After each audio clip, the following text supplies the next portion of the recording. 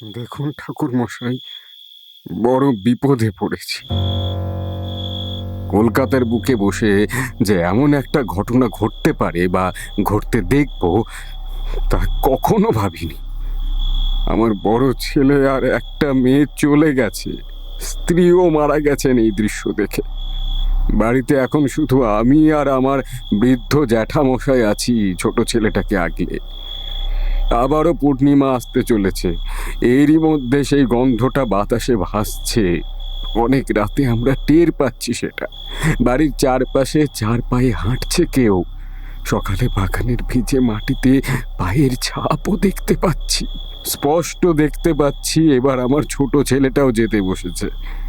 ঠাকুর মশাই, এমন যদি হয় তবে আমার জ্যাঠামশাই আর বাঁচবেন না। জানি না আমার কি হবে। আমি বোধহয় পাগল হয়ে রাস্তাঘাটে বেরিয়ে যাব। আপনি আপনি দয়া করে কিছু একটা করুন। আহা, আপনি শান্ত হন। আগে আমাকে পরিষ্কার করে বলুন কি হয়েছে আপনার, তারপর তো কিছু করার প্রশ্ন ওঠে। এক কাজ করুন, বসুন, এখানে বসুন আগে। হ্যাঁ, নিন, এবার বলুন কি হয়েছে।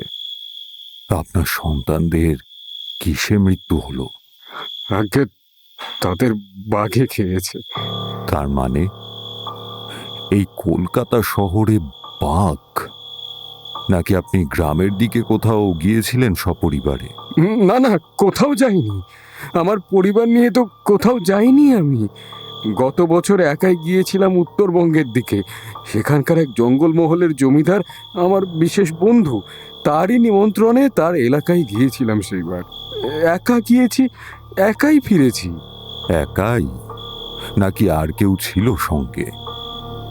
একটু ভালো করে ভেবে বলুন তো। না, আর কেউ ছিল না। কিছুই ছিল না?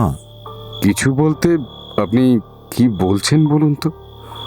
এই ধরুন, ওখানকার কোনো জিনিস, ঘর সাজানোর বা ব্যবহারের কোনো দ্রব্য কি এনেছিলেন সেখান থেকে?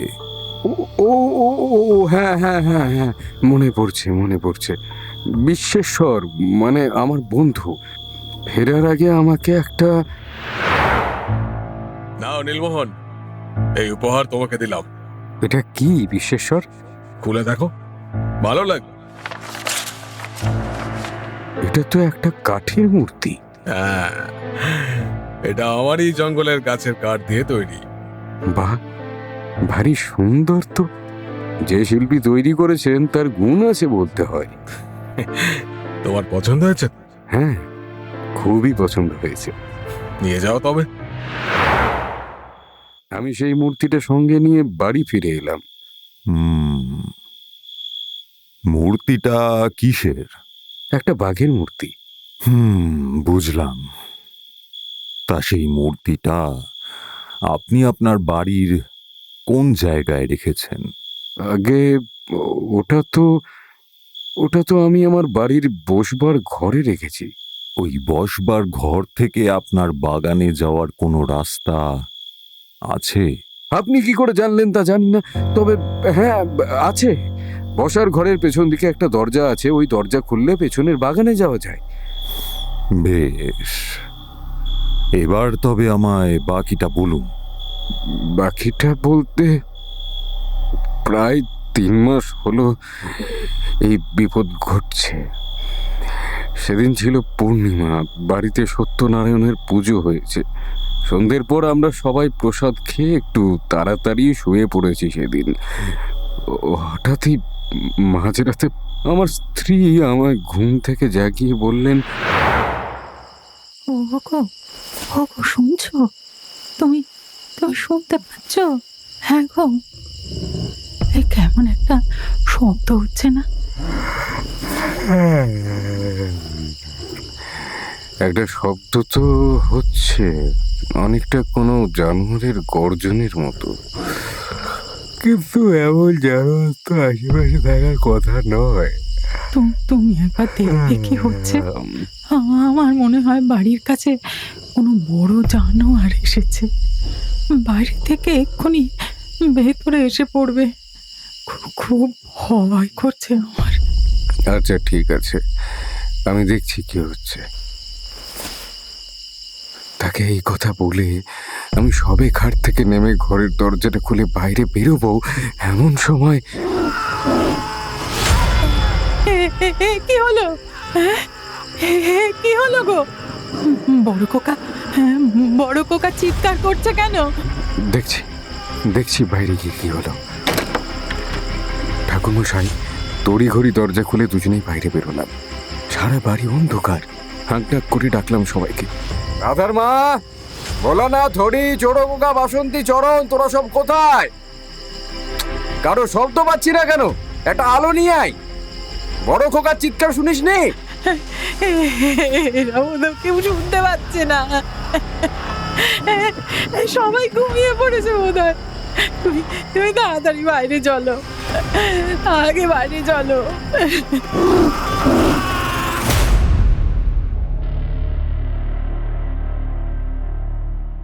কল্যাণীর কথা শুনে আমার মাথায় রাগ চড়ে গেল। এত বড় একটা কাণ্ড হচ্ছে, বড় খোকার চিৎকার শুনতে পাচ্ছি, সেই জন্তুটাও ডাকছে এখনো। আমরা দুজন ঘর থেকে দালানে বেরিয়ে এলাম, অথচ অথচ আর সবাই ঘুমিয়ে আছে, গোটা বাড়ি অন্ধকার করে। এমন তো হওয়ার কথা নয়, কিন্তু তখন আর সময় ছিল না। যখন কাউকেই ডেকে পেলাম না, তখন বাধ্য হয়ে আমি নিজেই বাগানে গেলাম। বসার ঘরের দরজা দিয়ে? তা দরজা খোলাই ছিল? হ্যাঁ, খোলাই ছিল। কেন? আপনার ওই দরজাটা কি প্রতি রাতে খোলাই থাকে? আগে না, তা খোলা থাকে না। অথচ সেদিন খোলা ছিল। হ্যাঁ হ্যাঁ হ্যাঁ হ্যাঁ হ্যাঁ হ্যাঁ, ছিল ছিল। তখন ভেবে দেখিনি, কিন্তু দরজাটা তো খোলাই ছিল। আর সেটা দিয়ে আমরা বাগানে গেলাম। গিয়ে দেখলাম এক ভয়ঙ্কর দৃশ্য। বড় খোকা মাটিতে পড়ে আছে, আর তার বুকের কাছটা রক্তে ভেসে যাচ্ছে। আকাশে গোল হয়ে চাঁদ উঠেছে, আর তার আলোয় গোটা বাগানটা ঝলমল করছে। বড় খোকা, বড় খোকা রে, তোর কি হলো রে? কি হলো? ঈশ্বর, তুমি কি করলে? কোন পাপের শাস্তি দিলে আমায়?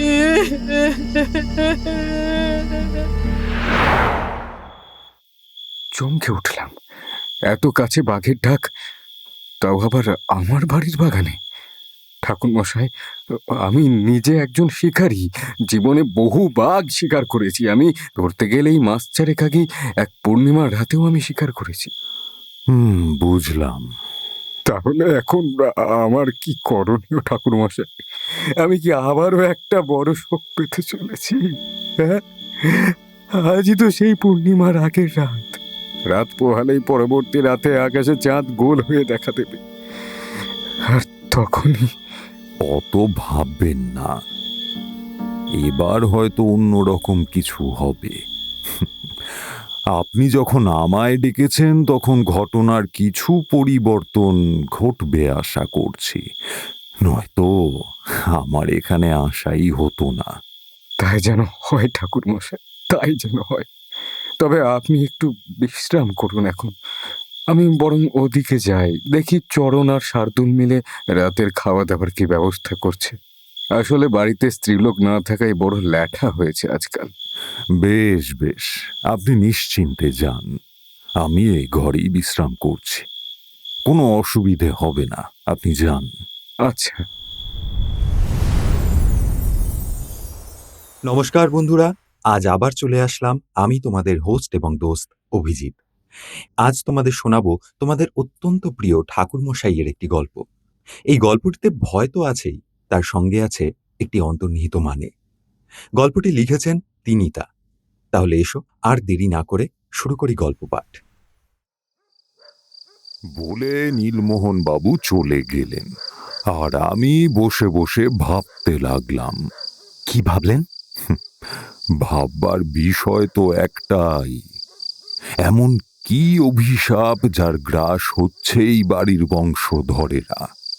এমন বিচিত্র ব্যাপার আমি আগে তো কখনো দেখেছি বলে মনে পড়ল না।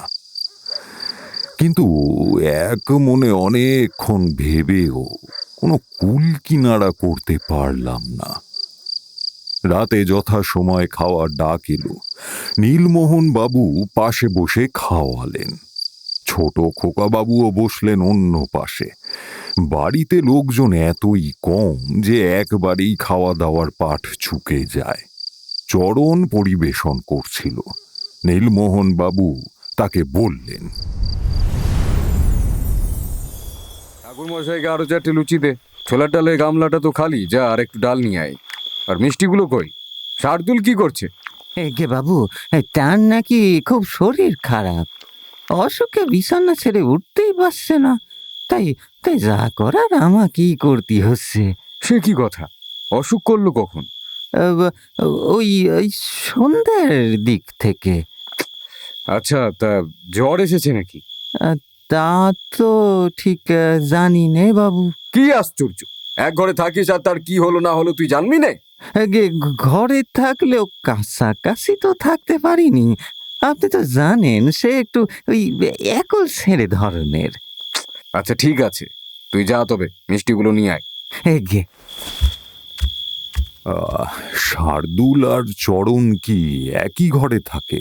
হ্যাঁ ঠাকুর মশাই, আগে ওই ঘরে চরণের সঙ্গে হরি থাকতো, কিন্তু এখন কেউ না থাকায় শার্দুল আছে।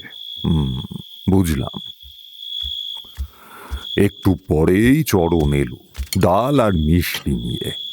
প্রথমেই আমার পাতে বেশি করে খাবার দিল সে। আমি তাকে বললাম, আহা করো কি, এত খেলে আমার যে বদ হজম হবে। ঠাকুর মশাই, এ আর এমন কি, বসে বসে খেয়ে নেন। আমি না হয় জোয়ানের আরো দিয়ে যাবো কোন, দেখবেন খেলি পর সব হজম হয়ে যাবে। তা ভালো, তুমিই তাহলে আমার ঘরে এসে জোয়ানটা দিয়ে যেও, কেমন? আচ্ছা। চরণ আমার সামনে থেকে সরে এবার ছোট খোকার দিকে এগোলো। আমার বাঁ দিকে বসে থাকা নীলমোহন চকিতে একবার আমার চোখের দিকে তাকিয়ে নিলেন। আমিও তাকিয়ে ইশারায় বললাম কিছু কথা আছে ওর সঙ্গে, তাই ঘরে ডাকলাম।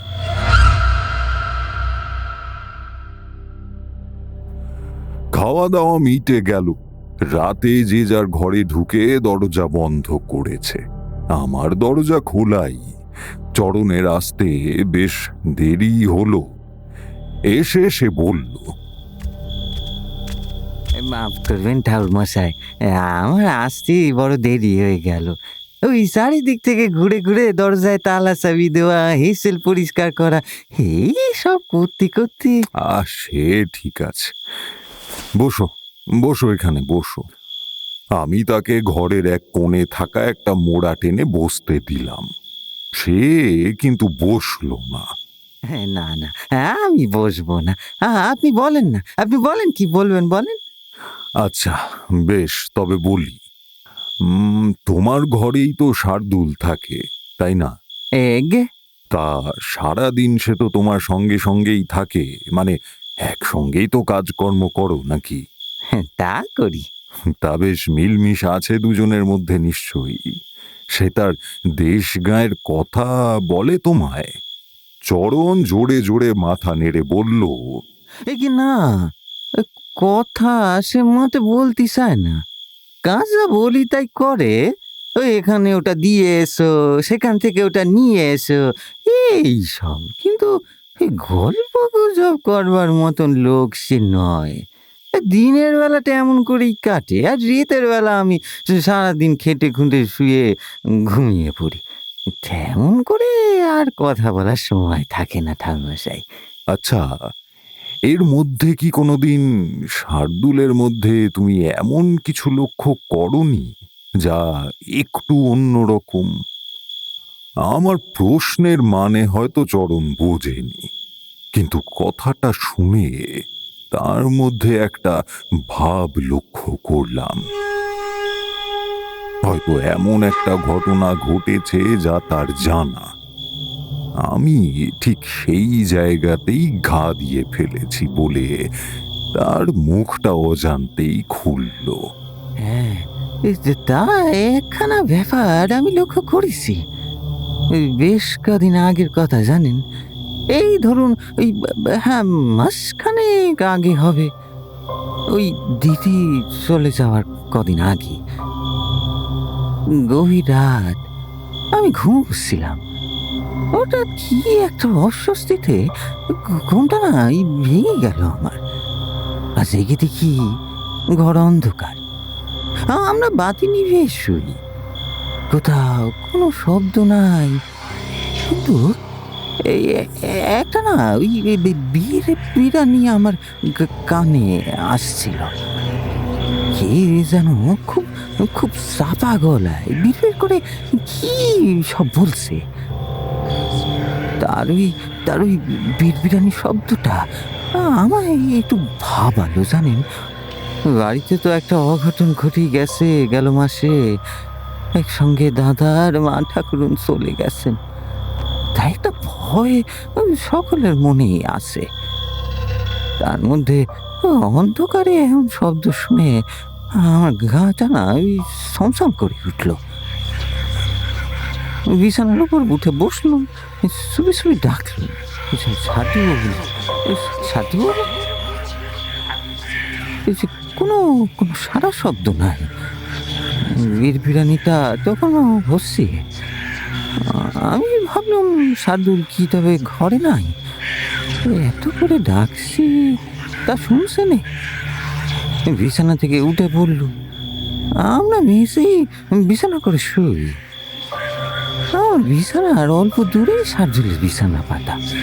আন্দাজে সেদিকে এগিয়ে যাচ্ছি, এমন সময় না নাকে একটা বিশ্রী ভুট্টা গন্ধ এসে লাগলো।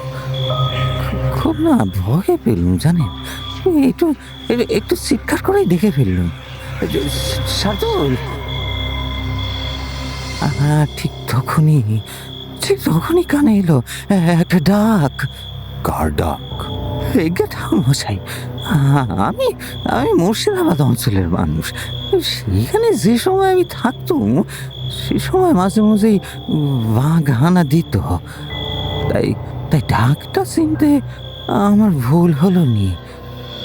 শুনলুম খুব কাছেই একটা বাঘ ডেকে উঠল।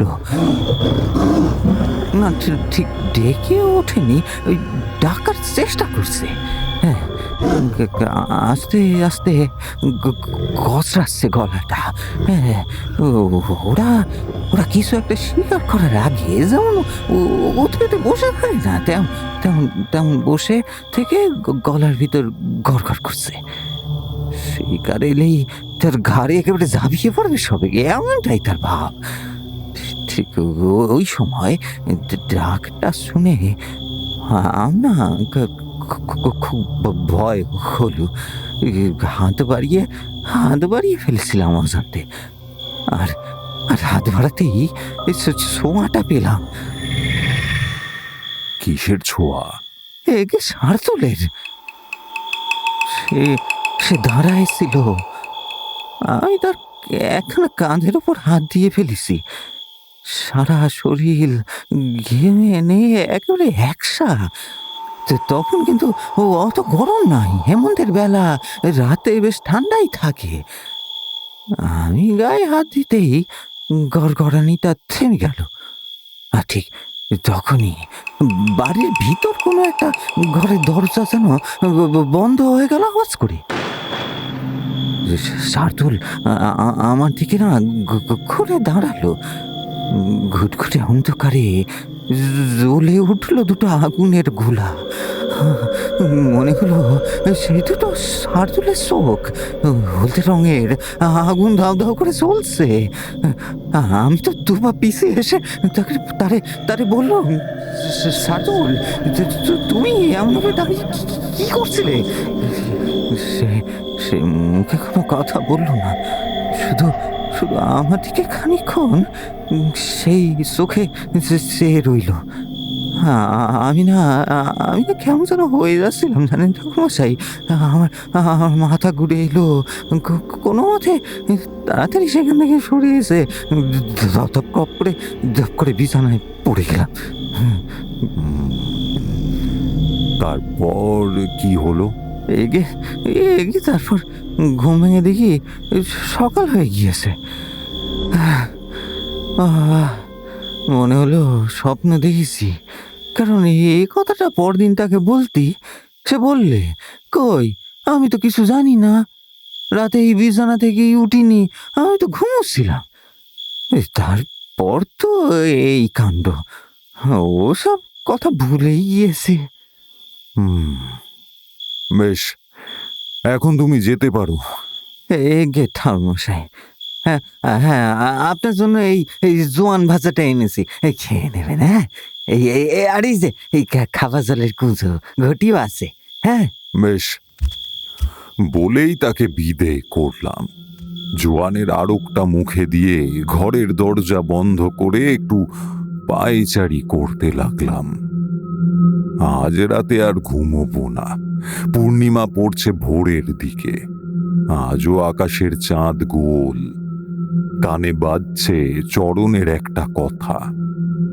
বিড়বিড়ানিটা শোনার সময় বাঘের ডাকের আরম্ভ শুনেছে সে। আবার যখনই বিড়বিড়ানি থেমেছে তখনই বাড়ির মধ্যে একটা দরজা বন্ধ হয়ে যাওয়ার আওয়াজও পেয়েছে। এই দরজাটা কোন ঘরের? তবে কি আমি যা ভাবছি তাই? জানতে হলে অপেক্ষা করা ছাড়া উপায় নেই। কি ভাবলেন আপনি? বলল শেখর। বলছি শেষ অবধি শোনো। একটা সময় ক্লান্ত লাগলো, বিছানায় এসে শুয়ে পড়লাম। ঘুমোবো না, কিন্তু শুতে তো আপত্তি নেই। মাথার কাছের জানালাটা বন্ধ। মনে হলো উঠে গিয়ে খুলে দিই। এই জানালার ওপারেই বাগানের এক অংশ। নিশ্চয়ই রাতের জোছনা আর সুন্দর বাতাস এসে ঘরে ঢুকবে, কারণ আমি বৈদ্যুতিক বাতি নিভিয়ে দিয়েছি ততক্ষণে। এ কথা ভেবে আবারও বিছানা থেকে উঠতেই যাব, এমন সময় শুনতে পেলাম পায়ের শব্দটা।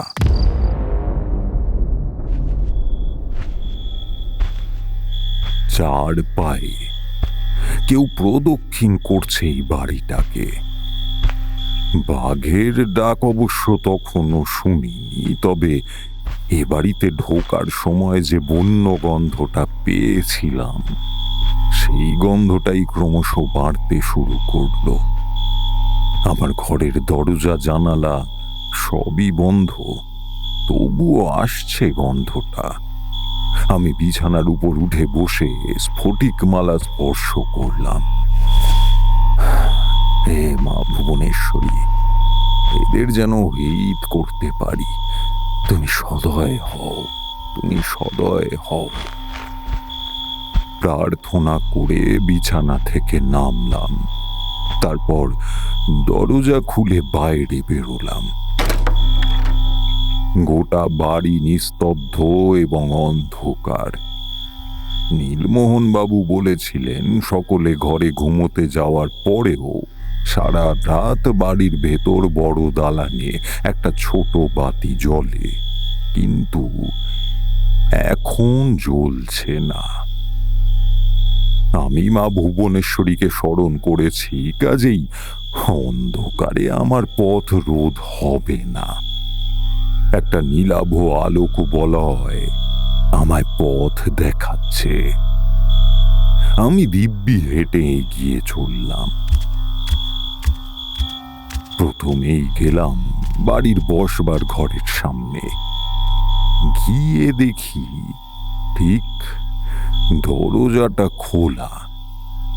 ঘরের ভেতর ঢুকে সন্দেহ করা জিনিসটা দেখতে গেলাম, না, সেটাও জায়গায় নেই। মনে মনে আমি খুশি হলাম। আমার আন্দাজ সঠিক হয়েছে দেখে। আমি এবার ওই বসবার ঘরের খোলা দরজাটা দিয়ে সরাসরি বাগানে গিয়ে পৌঁছলাম। এই রাস্তা দিয়ে বাগানে যাওয়া যায় তা তো তোমাদের আগেই বলেছি। বাগানে গিয়ে দেখলাম চাঁদের আলোয় বাগান ধুয়ে যাচ্ছে একেবারে। আমি একটা বড় জামরুল গাছের পেছনে দাঁড়ালাম। গন্ধটা নিঃশ্বাস নিতে সমস্যা তৈরি করছে। এইবার শব্দটাও পেলাম।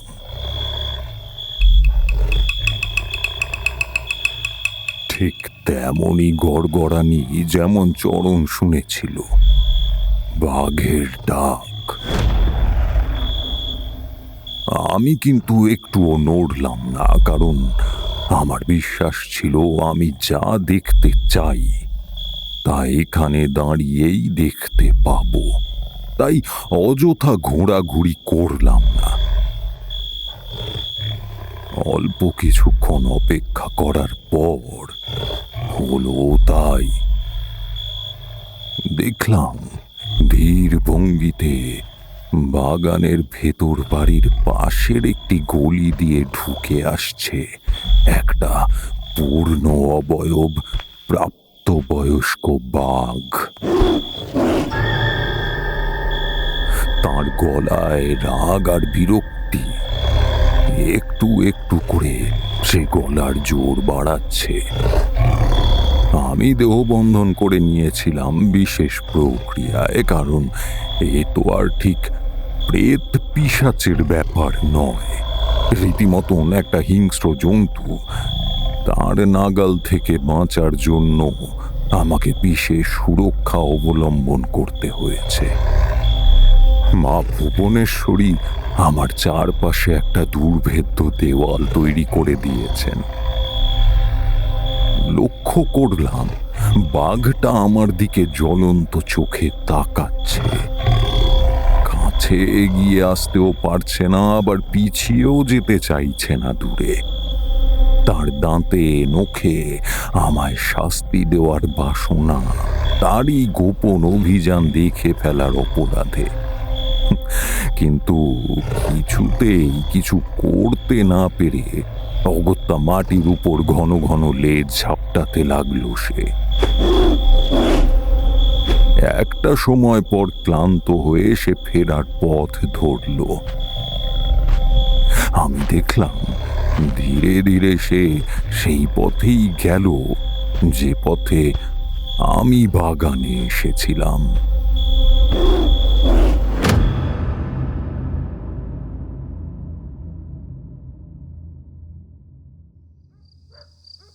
তার মানে আপনি তো বাড়ির ভেতর থেকে বাগানে এসেছেন? প্রচণ্ড চমকে কথাটা বলল শেখর। হ্যাঁ, সেও বাগান থেকে বাড়ির ভেতরেই গেল। ঠাকুর মশাইয়ের কথার কোনো তাৎপর্য ধরতে পারলাম না, শুধু সোনার নেশায় শুনে চললাম। ইতিমধ্যে খান পাঁচেক রসগোল্লা শেষ হয়ে গিয়েছে। ঠাকুর মশাইও যেন বলার ছন্দে বলা থামাতেই পারছেন না, কেবলই বলেই চলেছেন। অল্প কিছুক্ষণ অপেক্ষা করে আমিও বাড়িতে ফিরে এলাম। পরদিন সকালেই আমি নীলমোহন বাবুকে ডেকে বললাম, আচ্ছা নীলমোহন বাবু, আপনার বাড়িতে নিশ্চয়ই শিকার করার জন্য প্রয়োজনীয় অস্ত্রশস্ত্র মজুত আছে? হ্যাঁ, সেসব তো আছেই। আমাদের বংশ পরম্পরায় শিকারের নেশা। কিন্তু আপনি হঠাৎ এই কথা বলছেন কেন? বলছি কারণ আপনাকে আপনার ওই শিকারী সত্তার চরম পরীক্ষা দিতে হবে। কবে? কোথায়?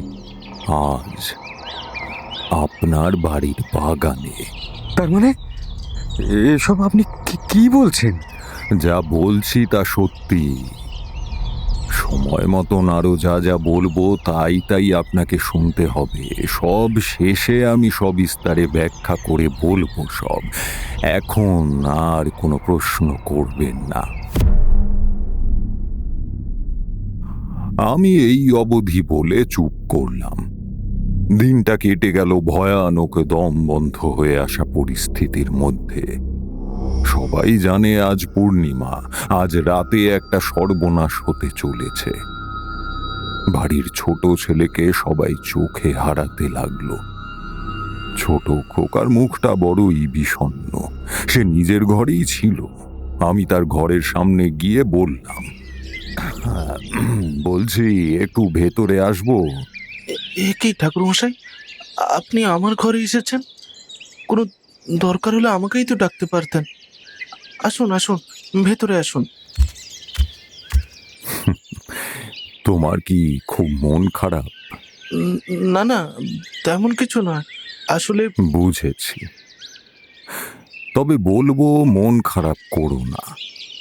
তোমার কোনো বিপদ হবে না।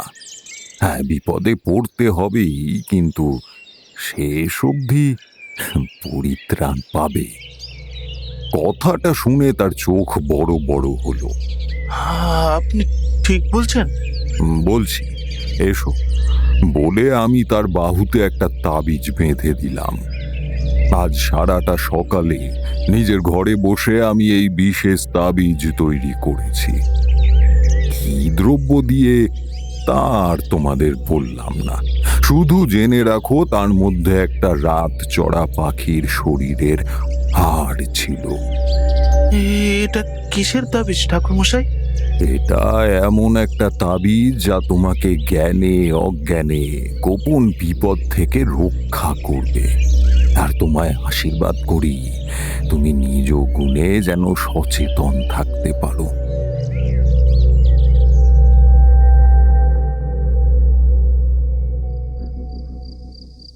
এই বলে আমি বেরিয়ে এলাম তার ঘর থেকে। দিনের শেষে সন্ধে, তারপর ধীরে ধীরে রাত। রাতে আর বিশেষ খাওয়া দাওয়া কিছু হলো না। রান্না বান্না হয়েছিল, কিন্তু খাওয়ায় কারো রুচি নেই। চরণ যখন তখন আতঙ্কে কেঁপে কেঁপে উঠছে। নীলমোহন বাবু কথা বলা বন্ধ করে দিয়েছেন সেই সকাল থেকেই। ছোট খোকা পারতপক্ষে নিজের ঘর থেকে বেরোচ্ছে না। আমি অন্তরে অন্তরে সজাগ রয়েছি। আর শার্দুল? সে তার কাজ করছে, যা বলা হয়েছে তাই করছে। সে তো স্বভাবতই চুপচাপ, তার কোনো আলাদা প্রতিক্রিয়া হয়নি। শুধু আমার ধারে কাছে সহজে ঘেঁষছে না, এটাই ব্যতিক্রম আর সবার থেকে। তা রাত গভীর হলো, ঝিঁঝি ডাকছে। কখনো কখনো একটা মিষ্টি পাখির ডাক ভেসে আসছে অনেক দূর থেকে। চাঁদনি রাতে চাতকের ডাক, কাব্যে যেমন লেখে আর কি। মনটা যদিও তখন কাব্য চর্চার উপযুক্ত ছিল না। আমি ভালোই জানি কিছুক্ষণ পর কি সাংঘাতিক একটা দৃশ্য মঞ্চস্থ হবে চোখের সামনে। একটা সংকল্প করেছি আগে, তন্ত্র শক্তির ব্যবহার আমি চূড়ান্ত বেলায় করব না। দেখা যাক নীলমোহন কত বড় শিকারী। প্রচন্ড একটা শব্দে রাতের নিস্তব্ধতা ভেঙে খান খান হয়ে গেল। নীলমোহন চিৎকার করে উঠলেন, ছোট খোকা, না না না না না, যেও না, যেও না, দাঁড়াও। কি কি আশ্চর্য! আমার কথা শুনছো না কেন তুমি? তুমি এগিয়েও না, তুমি তুমি থামো। চরণ, শার্দুল, ঠাকুর মশাই! আহ, আপনি চিৎকার করছেন কেন? শুধু দেখুন কি হচ্ছে। বলেছি তো আমি সবই দেখছি, সঙ্গে আছি, কোনো ভয় নেই আপনার। তার খুব কাছ থেকেই উত্তর দিলাম। তিনি ইতিমধ্যে বাগানে অনেকটা এগিয়ে গিয়েছেন। তার থেকে হাত কয়েক দূরে ছোট খোকা একটা ঘোরের মধ্যে এগোচ্ছে। আমি ওই অবস্থাতেও ছেলেটাকে বাহবা না দিয়ে পারলাম না। ছোট খোকা যখন বাগানের অন্য একটা প্রান্তে চলে গিয়েছে, ঠিক এমন সময়, নেন নেন, এবার আপনি বন্দুক ছুড়ুন। বলা মাত্রই নীলমোহন বাবুর দোনালা বন্দুকের দুটো গুলি গিয়ে লাগলো কাঠের বাঘটার গায়ে।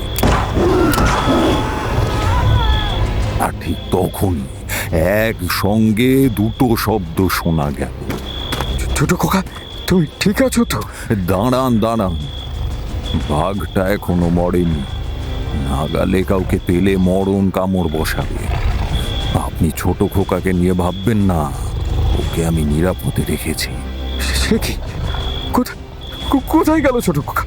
কই কই, সামনে তো আর নেই।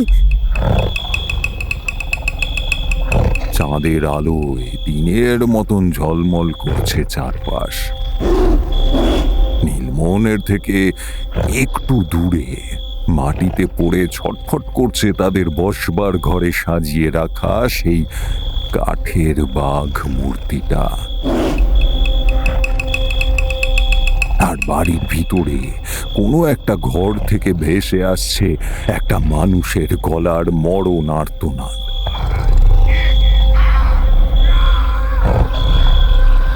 বাগানের ভিজে মাটি ভিজে যাচ্ছে আবার, তবে এবার আর সেচের জলে নয়, ভিজছে তাজা রক্তে।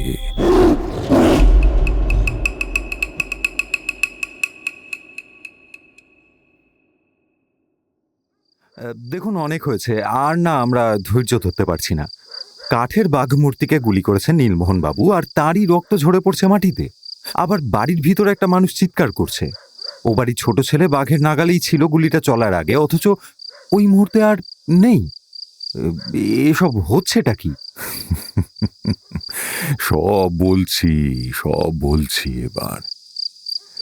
মূর্তিটা কাঠের হলেও বিশেষ রাতে জাদুবিদ্যা আশ্রয় করে তাকে নিজের আত্মার অংশ দিয়ে জীবন্ত করা হতো। যে করত সে নিজের ঘরে বসেই মন্ত্র চালনা করত। আবার কাজ মিটে গেলেই মন্ত্র বলে মূর্তির ভেতর থেকে নিজের আত্মাকে ডেকে নিত সে। নিজের শক্তিতে প্রয়োজনীয় সময় একটা ঘরের দরজা খুলে তা আবার বন্ধ করতেও পারত।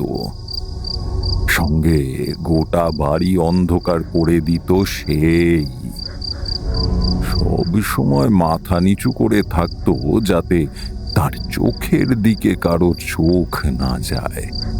গেলে সন্দেহ করত মানুষ, কারণ তার চোখের মণি কটা, স্বাভাবিক নয়। আর আমি বাড়িতে যাওয়া থেকেই তার মাথা ধরেছে। ব্যাপারটা আর কিছুই নয়, বিপরীতমুখী শক্তির সংঘাতের প্রতিক্রিয়া। তাই সে আমার থেকে দূরে থাকার জন্য রুগী সেজেছিল। আর কাঠের মূর্তিকে গুলি করতেই ঘরে থাকা মানুষটা আহত হয়েছে। কারণ তন্ত্র মন্ত্র যতই থাকুক, আত্মার কোনো বিকল্প নেই। তাই মূর্তির মধ্যে থাকা আত্মার একাংশ আহত হতেই ওপার অংশের আয়ু ফুরিয়ে এসেছে। এমনটাই হবার ছিল, যদিও এই সবটাই হয়েছে আমার কৃতিত্বেই। তবুও আমার কিছু করার ছিল না। নীলমোহন গাঙ্গুলির ছোট ছেলেকে বাঁচানোর স্বার্থেই আমায় এ কাজ করতে হয়েছে।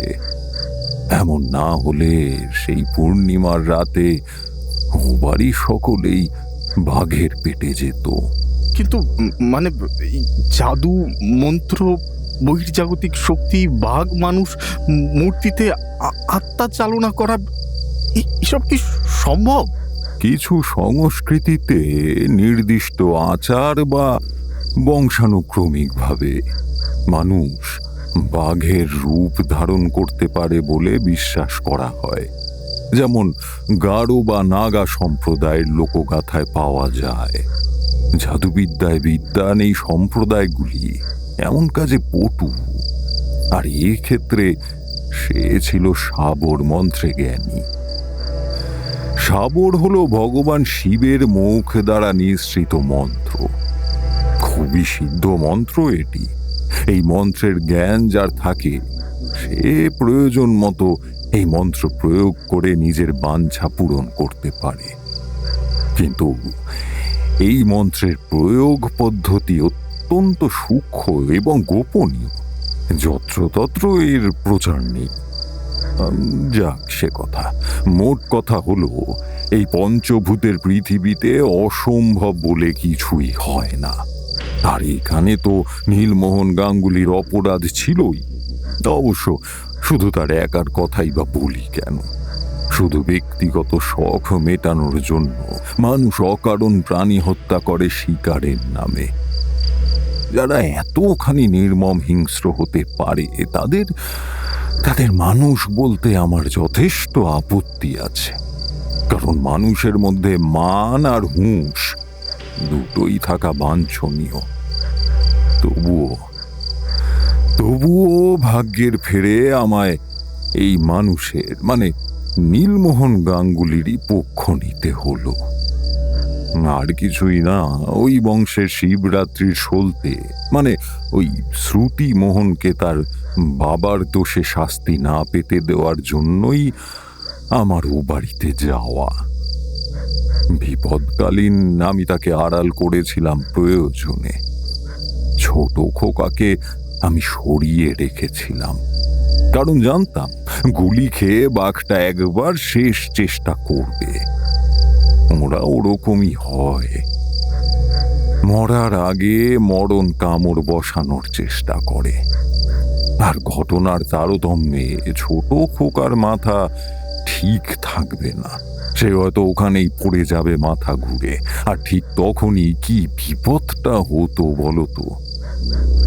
সেই আশঙ্কাতেই আমি তাকে আমার পাশে এনে নিরাপদে রেখেছিলাম। কিন্তু কি করে? এই প্রশ্নের উত্তরে ঠাকুরমশাই কিছু বললেন না, শুধু কিছুক্ষণ তাকিয়ে থাকলেন আমার দিকে। বুঝলাম এই প্রশ্নের উত্তর উনি দেবেন না।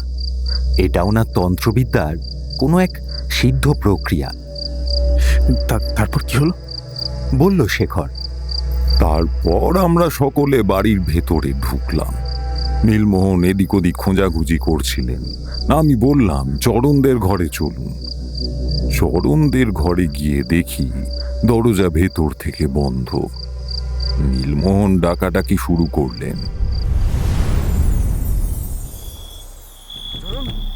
এই চরণ, আরে বলিহারি তোর ঘুম শুনছিস? ওঠ চরণ। বাবু, হ্যাঁ হ্যাঁ আমি, দরজাটা খোল তাড়াতাড়ি। চরণ এবার উঠে দরজা খুলে দিল। কি আছে বাবু, কি আছে? আমরা সকলে ভেতরে ঢুকলাম। এ কি এত রক্ত? শার্দুল, কি হয়েছে তোমার? শার্দুল এক পাশে কাত হয়ে শুয়েছিল, তার বিছানা ভেসে যাচ্ছে রক্তে। নীলমোহন একটু ঝুঁকে তাকে স্পর্শ করতে গেলেন, ঠিক তখনই শার্দুল হাঁ করে তার হাতে একটা কামড় বসাতে গেল। আমি একটা হ্যাঁচকা টান মেরে নীলমোহন বাবুকে পেছনে সরিয়ে আনলাম। কি করছেন কি? বললাম না, ওরা মরার সময় মরণ কামড় বসানোর চেষ্টা করে। কিন্তু শার্দুলের কি হয়েছে? আর ও কথা তো আপনি বাইরে ওই বাঘটার বেলায় বললেন, যদিও আমি কিছু বুঝতে পারছি না এখনো। একটা অমন স্বাস্থ্যবান বড়সড় পেল্লাই মাপের বাঘ, মানে আমি যাকে গুলি করলাম সে চোখের পলকে কি করে ওই কাঠের মূর্তিটা হলো, আমি এখনো বুঝতে পারছি না। শার্দুল, যাবার আগে তুমি কিছু বুঝিয়ে দিয়ে যাবে কি? তুই কাজটা ঠিক করলে না। শক্তি আছে বলে সব সময় সবাই বাঁচানো ঠিক নয়।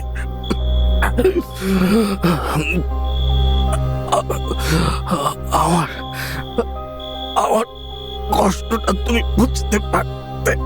তোমার কষ্ট আমি বুঝতে পারছি, কিন্তু একটা খুনের বদলে একাধিক খুন মীমাংসা নয়। এসব আপনি কি বলছেন ঠাকুর মশাই? খুন? কে খুন করেছে? আপনি উত্তরবঙ্গের জঙ্গলে যে বাঘিনী শিকার করেছেন সেই বাঘিনীর সন্তানাদি ছিল।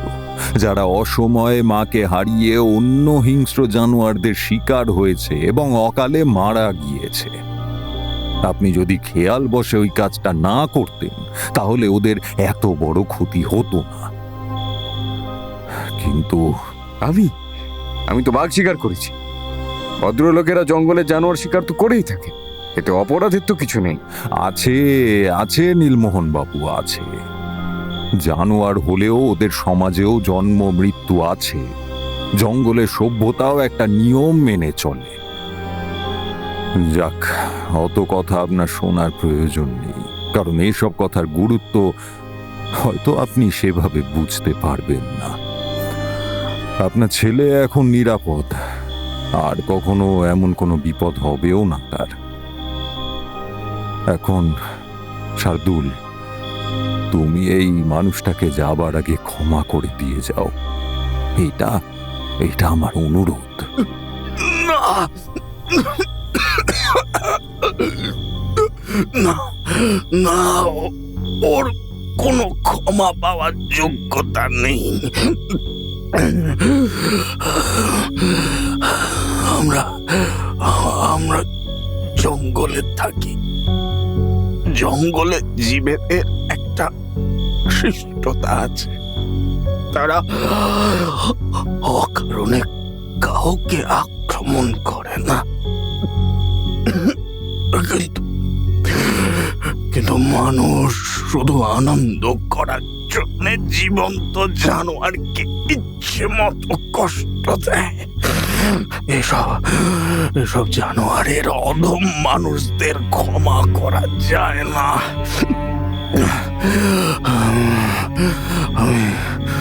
আমি তো আর পারলাম না। যদি পারতাম তাহলে ওর ছেলের পর ওকেও উচিত শিক্ষা দিতাম, কিন্তু হলো না। তোমার জন্য হলো না। তুমি খুব বড় দোষ করলে। বলেই শার্দুল বিকৃত মুখে, জ্বলন্ত চোখে নিথর হয়ে গেল।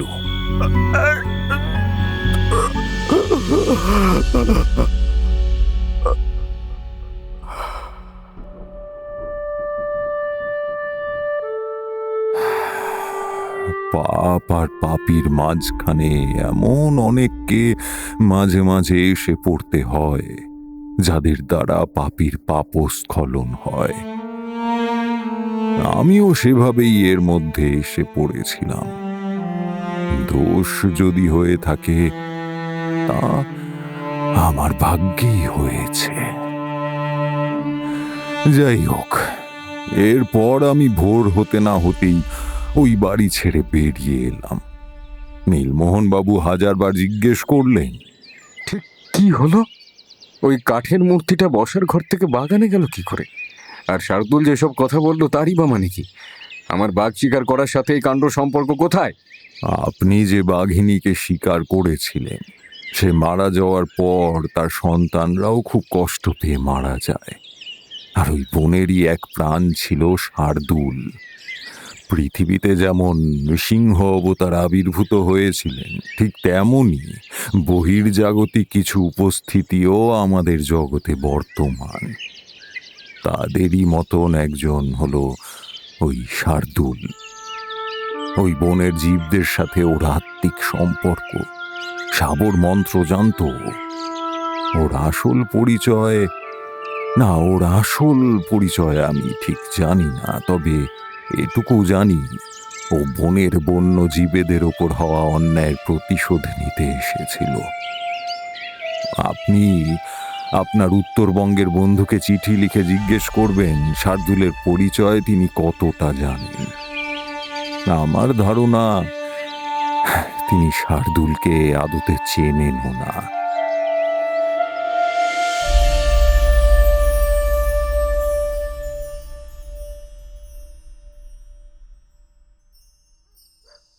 এই পর্যন্ত বলে ঠাকুরমশাই চুপ করলেন।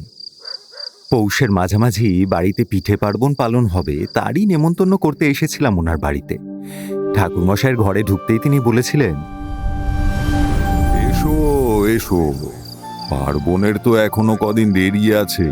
মানে নলেন গুড়ে দুধ ফুটিয়ে তৈরি পিঠে পুলি আর নতুন চালের পায়েস প্রাপ্তি হতে এখনো ঢের দেরি। কিন্তু যে উপহার আমার জন্য বয়ে এনেছো শেখর, তা পেতে আমার আর একটু দেরি সইছে না। হ্যাঁ, হ্যাঁ, মানে আপনি বুঝতে পেরেছেন? তা পৌষ মেলা কেমন দেখলে? শেখরের মুখে চওড়া হাসি ফুটে উঠেছিল।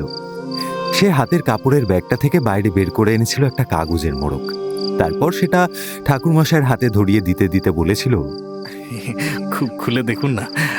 আপনার বৌমা বলছিলেন চাদর বা পাঞ্জাবি কিনবেন। আমি বললাম ওসব অনেক আছে, এবার একটা অন্যরকম কিছু আনা হোক। শেখরের কথার মধ্যেই ঠাকুরমশাই মোড়কটা খুলে ফেলেছিলেন। জিনিসটা দেখে আমি তারিফ করে ফেলেছিলাম। বাহ, ভারী সুন্দর কাজ তো। একটা কাঠের দ্রষ্টব্য বস্তু। সাধারণত ঘর সাজাতে এমন জিনিস ব্যবহার করে মানুষ। দুটো গরু, গাড়ি চালাচ্ছে গাড়োয়ান নিজের জায়গায়, ছইয়ের ভেতরে বসে দুই যাত্রীবাবু, যাকে বলে এক কথায় চমৎকার সৃষ্টি। বাহ, তোমার পছন্দ আছে শেখর, জিনিসটা সত্যিই দেখার মতো। কিন্তু যাকে দিলাম তার ভালো লেগেছে বলে তো মনে হচ্ছে না। সত্যি ঠাকুরমশাই জিনিসটা হাতে ধরে তার দিকে কেমনভাবে যেন দেখছিলেন। মুখে কোনো কথা নেই, শুধু এক দৃষ্টে তাকিয়েছিলেন। তার মুখের অভিব্যক্তি দেখে কিছুই বোঝা যাচ্ছিল না। কি হলো ঠাকুরমশাই? আপনার কি ওটা ভালো লাগেনি? আসলে আমি খুব শখ করে। না না না না না, এত ভালো জিনিস ভালো না লাগিয়ে যায়। আমি আসলে এই কাঠের গরুগুলোকে দেখছি। এমনই একবার একটা কাঠের মূর্তি মন্ত্র বলে জীবন্ত হয়ে নরখাদক বাঘে পরিণত হয়েছিল, তাও আবার এই কলকাতারই এক অঞ্চলে। বলেন কি? মোড়াগুলো টেনে বসো, বিষানকে ডাকি। বিষান, বিষান। তো বাবা ঠাকুর, আমি এসে গেছি। এই নিন দাদা বাবুরা, খেয়ে বলুন তো কেমন হয়েছে। এ মায়ের হাতের জিনিস। ও মা, এ তো সরু চাকুলি, সঙ্গে আবার নলেন গুড়। খাবার জিনিসটা শুকছো কেন এমন করে? আপনারা যে কি করেন, সত্যি ছোট ছোট ছেলেদের থেকেও আপনারা বেশি খুনছুটি করেন। খেয়ে নাও হে, এইসব মরশুমের খাবার। নিশ্চয় নিশ্চয়। আপনারা বরং খান, আমি চাটা নিয়ে আসি। এই বলে বিষান ভেতরে চলে গিয়েছিল। বিষান ছেলেটি বেশ। ঠাকুরমশাই মানে বর্তমানে ষাটোর্ধ্ব, গৌরবর্ণ, দীর্ঘদেহী, বিরল কেশ ব্যক্তি, যে ব্যক্তির কাছে আমি আর শেখর প্রায়শই আসি। সেই ব্যক্তির আদি ধাম বা সঠিক নাম কি তা আমরা কেন, সম্ভবত এখন এই অঞ্চলের আর কেউই জানে না। এনার সাথে আমাদের পরিচয় প্রায় বছর 8 হলো। সেবার সপরিবারে পুরী বেড়াতে গিয়েছিলাম। গৃহিণীর মানত ছিল 5 বছরের ছেলের মাথার চুল দিয়ে জগন্নাথ দেবের পুজো দেওয়া, আর সেখানেই আলাপ হয় এই ব্যক্তির সাথে, তাও ভারী অদ্ভুতভাবে। শেখর আমারই প্রতিবেশী। সমুদ্রে নেমে হঠাৎ বিপদ বাঁধিয়েছিল। একটা বড় ঢেউ এসে ওকে গভীরে নিয়ে চলে যাচ্ছিল। আমরা বাঙালি ছেলে, ছেলেবেলায় খালে বিলে সাঁতার সকলেই কেটেছি, কিন্তু বিপদকালে এমন বিশালতার সামনে পড়ে মাথাটা না ঠিক কাজ করছিল না।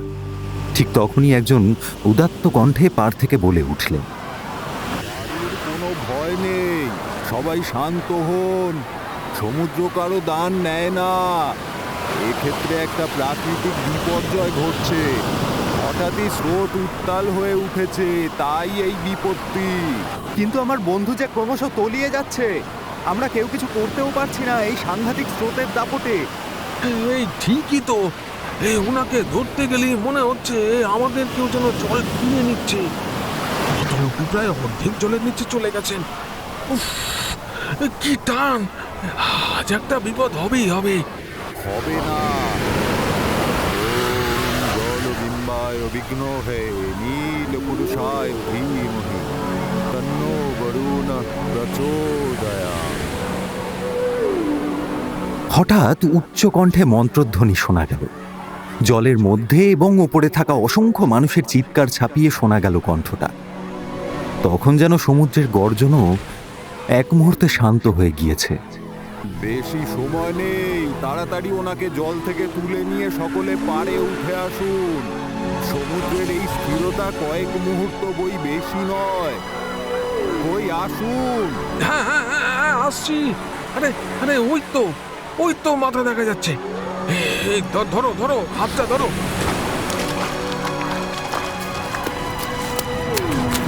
এই তো জ্ঞান আছে এখনো। শুধু শুধু একটু জল খেয়ে ফেলেছে বোধহয়। হ্যাঁ, দেখি দেখি দেখি, হ্যাঁ, এই তো শেখর। শেখর, আর কোনো ভয় নেই। দেখো দেখো, আমরা পাড়ে উঠে এসেছি। ওনাকে উপুর করিয়ে পেটে চাপ দিয়ে খেয়ে ফেলা জলটা বের করে দেওয়া দরকার আগে। হ্যাঁ হ্যাঁ, ঠিকই, এটাই তো নিয়ম।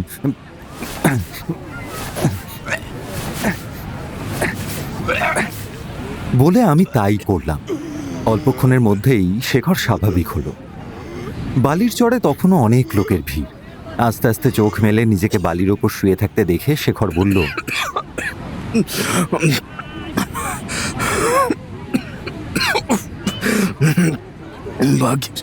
ভাগিস তোমরা ছিলে। 32 বছরে একটা জলের ফাঁড়া ছিল বটে, আজ বুঝি সলিল সমাধি হয়ে যাচ্ছিল। তোমরা না থাকলে এতক্ষণে আর বেঁচে থাকতাম না। আরে না না, আমরা কিছুই করতে পারতাম না, বরং জলের তোড়ে তোমার সঙ্গে সঙ্গে আমরাও ডুবে যেতাম, যদি না ওই প্রচন্ড স্রোতের টান নিমেষে স্থির হয়ে যেত। একদম ঠিক বলেছেন আপনি। কিন্তু এটা কি করে হলো? হ্যাঁ, ওই যে দেখুন, তাই তো সমুদ্র আবারও বাঘের মতো হয়ে গেছে। ওরে বাপ রে, প্রায় 3 তলা বাড়ির সমান একটা ঢেউ এসে পড়লো। অথচ একটু আগে এমন সমুদ্র একেবারে শান্ত হয়ে গিয়েছিল। তাই তো, এটা কি করে হলো? আমরা জলে থাকার সময় মনে হচ্ছিল জলটা যেন ক্ষেপে গিয়েছে, আর এখনো তো সেই তেমনই অস্থির। শুধু তার মধ্যে কয়েকটা মুহূর্ত এই অশান্ত সমুদ্র একেবারে স্থির হয়ে গিয়েছিল। আর সেই সুযোগে আমরা কোনো মতে শেখরকে জল থেকে তুলে নিয়ে পাড়ে উঠে এসেছি। আর আসতে না আসতেই সমুদ্র আগের মতন হয়ে গিয়েছে। এটা মানে কি করে হলো? এমনও কি হয়? নিজের মনেই এসব কথাই ভাবছিলাম, এমন সময় একেবারে আমার পাশটিতে এসে কথা বললেন একজন।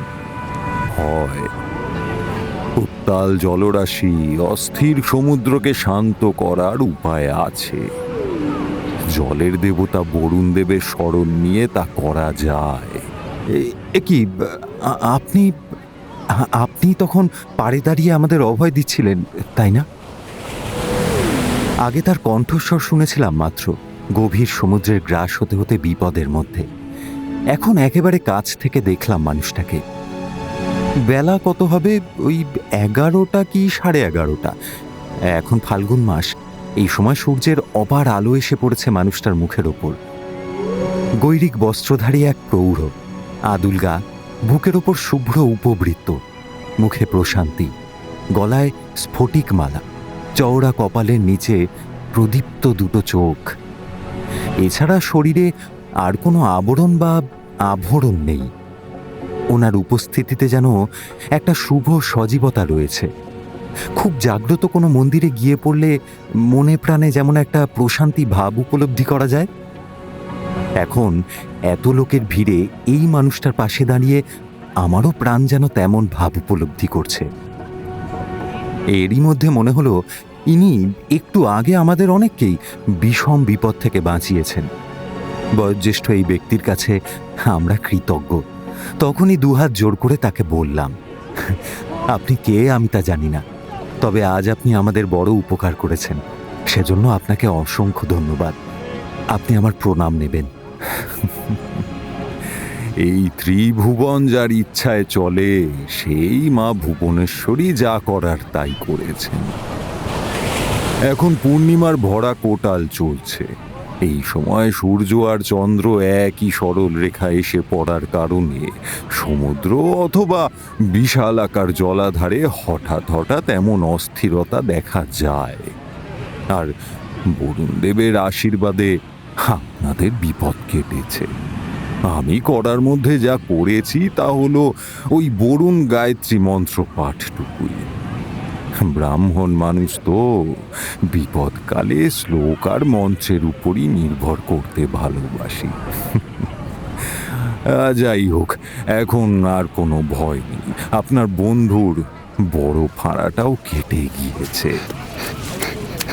বাবা মশাই, আমি মন্দিরে অপেক্ষা করছি কখন থেকে, আপনি এলেন না যে।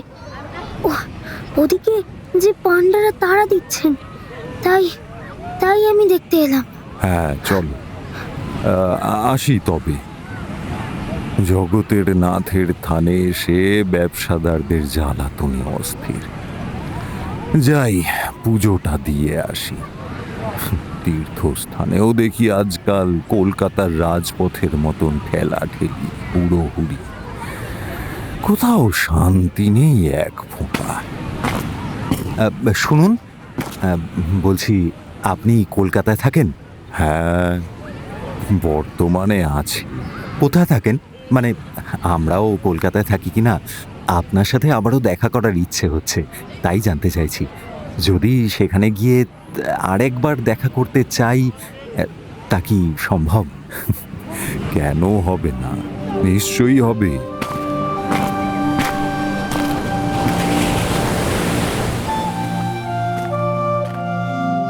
এই বলে তিনি তার বাসস্থানের ঠিকানা আমায় মৌখিকভাবেই দিয়ে গিয়েছিলেন। শেখর ততক্ষণে একটু সুস্থ হয়েছে। গৃহিণী ধর্মশালায় ছেলেকে নিয়ে অপেক্ষা করছেন। সেদিন আমাদেরও মন্দিরে যাওয়ার কথা ছিল, তাই শেখরকে সঙ্গে নিয়ে ধর্মশালার পথ ধরেছিলাম। কিন্তু মনটা পড়ে রইল ওই নাম না জানা ব্যক্তির ফেলে যাওয়া দুটো চোখের দৃষ্টির দিকে। কি গভীর আত্মীয়তা যেন সেখানে। দেখা আমাদের আবার হবে, হতেই হবে, মন বলল।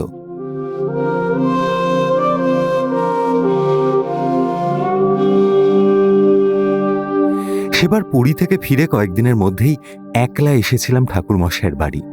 কলকাতার এক প্রান্তে, উত্তর কলকাতার স্ট্র্যান্ড রোডের কাছে আহিরিটোলা ঘাট লাগোয়া যে বহু পুরনো শ্মশান আছে, তার একেবারে কাছে একটা বেশ পুরনো মস্ত বাড়ির ঠিকানায় এসে পৌঁছেছিলাম। প্রথমেই রাস্তায় দেখা হয়েছিল বিশানের সাথে। আসুন দাদা বাবু, বাবা মশাই আপনার জন্য অপেক্ষা করছেন।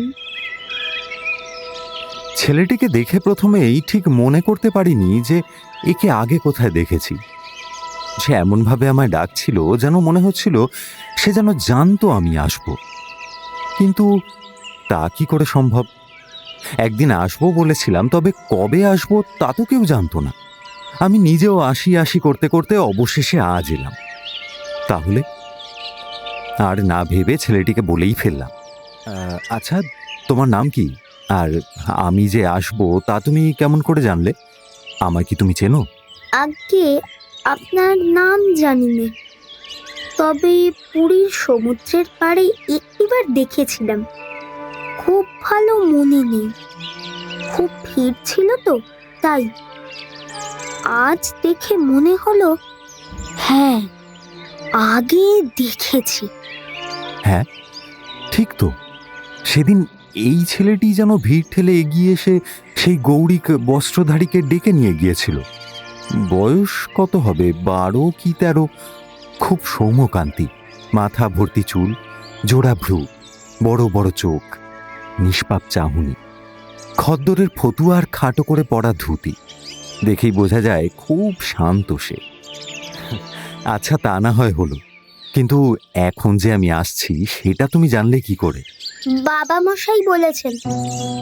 বাবা মশাই বলেছেন? মানে কি বলেছেন? একটু আগে তিনি আমায় বললেন, ওরে বিশাল, একবার বটতলায় যা তো। আমি জিজ্ঞেস করলাম, কেন বাবা মশাই, কিছু কি দরকার?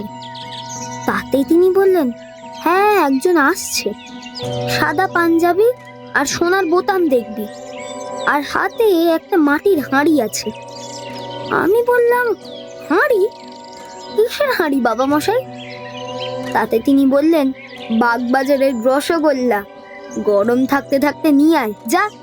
হ্যাঁ, সাদা পাঞ্জাবি, সোনার বোতাম। মনে মনে ভাবলাম, আমি কেমন পরিচ্ছদে আসছি সেটা উনি কিভাবে জানবেন? আর বাগবাজারের রসগোল্লা, ইনি কি জাদু টাদু জানেন নাকি? চলুন, বাবা মশাই অপেক্ষা করছেন। হ্যাঁ হ্যাঁ হ্যাঁ, চলো।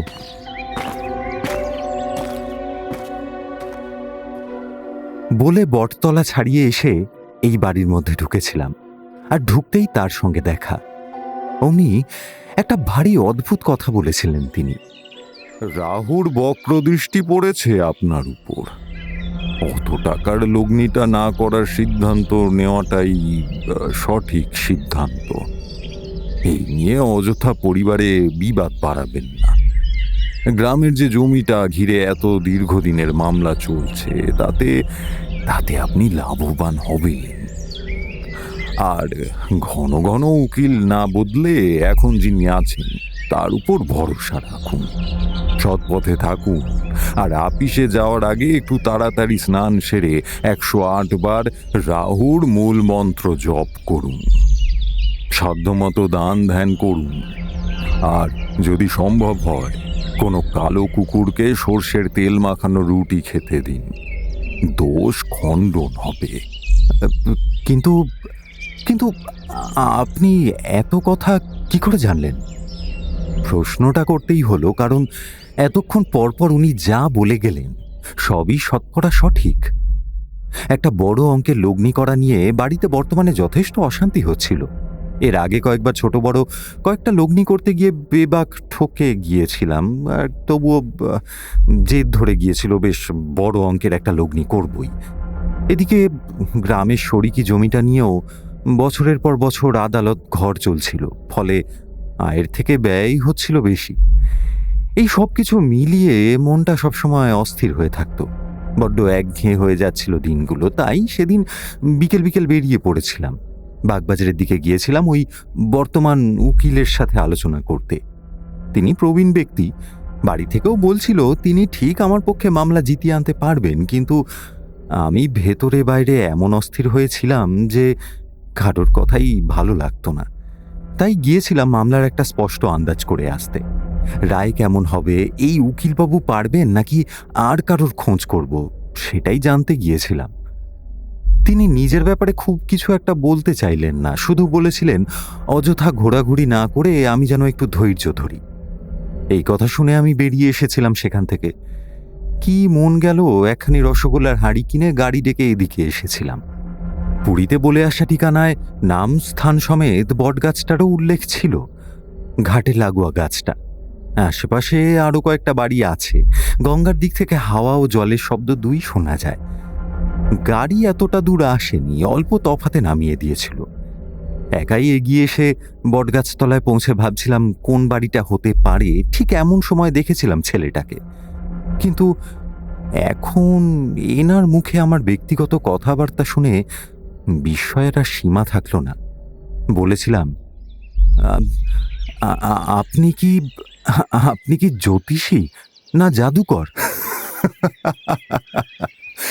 কোনোটাই নই, সামান্য সাধক মাত্র, মায়ের পূজারী।